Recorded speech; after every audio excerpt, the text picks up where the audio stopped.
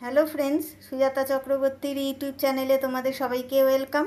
আমার আজকের রেসিপি সজনে পোস্তকারি। আমার এই রেসিপিটা তোমাদের যদি ভালো লেগে থাকে অবশ্যই লাইক কমেন্ট শেয়ার করো আর সাবস্ক্রাইব করো। আমার সজনে পোস্তকারি করতে লাগবে সজনে ডাঁটা আর আলু। সজনে এরকম করে কেটে নিতে হবে আর আলুটাকেও একটু এরকমভাবে মোটা করে কেটে নিতে হবে। আর পোস্তটা লাগবে একটু বেশি পরিমাণে। পোস্ত আর ঝালটা যেরকম খাবে কাঁচা লঙ্কা, তো সেরকমভাবেই লঙ্কাটাকে দেবে। তো পোস্ত আর কাঁচা লঙ্কাটাকে আমি বেটে রেখেছি। পরিমাণ মতো নুন লাগবে, একটু চিনি লাগবে, পরিমাণ মতো হলুদ লাগবে, আর ফোড়ন দেওয়ার জন্য কালো জিরে আর গোটা শুকনো লঙ্কা লাগবে।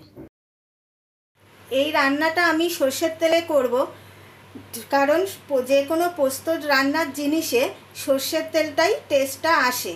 তোমরা চাইলে সাদা তেলটাও ব্যবহার করতে পারো। এখন তেলটা খুব ভালো করে গরম করে নিতে হবে। আমার তেলটা গরম হয়ে গেছে। আমি এখন গোটা শুকনো লঙ্কাটাকে ফোড়ন দেব আর কালো জিরেটা ফোড়ন দেব। ফোড়নটাকে একটুখানি ভেজে নিতে হবে। যখন গন্ধটা বেরোবে তখন আলু আর সজনেটাকে দিয়ে দিতে হবে।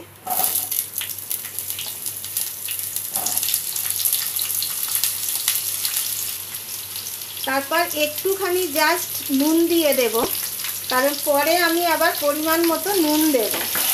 তারপরে আলু আর ডাঁটাটাকে ভালো করে তেলের মধ্যে নেড়ে দেব।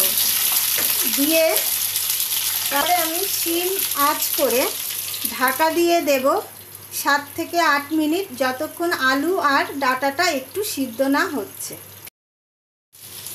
আলু আর ডাঁটাটা যখন সিদ্ধ হয়ে যাবে আর একটু ভাজা ভাজা হয়ে যাবে, তোমরা দেখতে পাচ্ছ ভাজা ভাজা হয়ে গেছে, তখন আমি পোস্ত আর লঙ্কা বাটাটাকে দিয়ে দেব।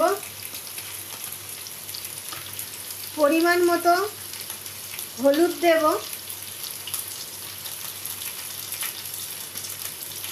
আর পরিমাণ মতো নুন দেব। যেহেতু ভাজার টাইমে আমি একটুখানি জাস্ট দিয়েছি, তাই এখন আমি পরিমাণ মতো নুনটাকে দেব আর একটু জল দেব গ্রেভিটা হওয়ার জন্য। আর যেটুকুনি আলু আর ডাঁটাটা সিদ্ধ হবে সেরকম বুঝে জলটাকে দেব, কারণ এটা মাখা মাখা হবে, তাই বেশি জল লাগবে না। জলটা দেওয়ার পরে জলটা যখন একটু ফোটা শুরু করবে তখন পরিমাণ মতো একটু চিনি দিয়ে দেবে, কারণ নিরামিষ তরকারিতে একটু মিষ্টি মিষ্টি দিতে হয়, সেই জন্য চিনিটাকে দেব। আর চিনিটা দিয়ে ভালো করে নাড়িয়ে দেব। দিয়ে এখন আমি ঢাকা দিয়ে দেব আর আগুনটাকেও সিম করে দেব। 10 মিনিট ঢাকা দেওয়া থাকবে। যেটুকুনি আলু আর ডাঁটাটা সিদ্ধ হয়নি, তো একটু ভালোভাবে সিদ্ধ হওয়ার জন্য, আর গ্রেভিটাও যখন মাখা মাখা হয়ে যাবে তখন নামিয়ে নেব।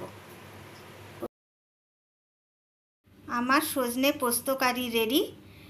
ঠিক এই রকম হবে দেখতে। এটা খুব টেস্টি আর খুব ইজি রান্না। তোমরা বাড়িতে অবশ্যই ট্রাই করো, আর ভালো লাগলে অবশ্যই আমাকে জানিও। আর নতুন রেসিপি নিয়ে তোমাদের সাথে খুব তাড়াতাড়ি আবার আসবো। ততক্ষণ তোমরা সবাই খুব ভালো থেকো। Tata, bye bye.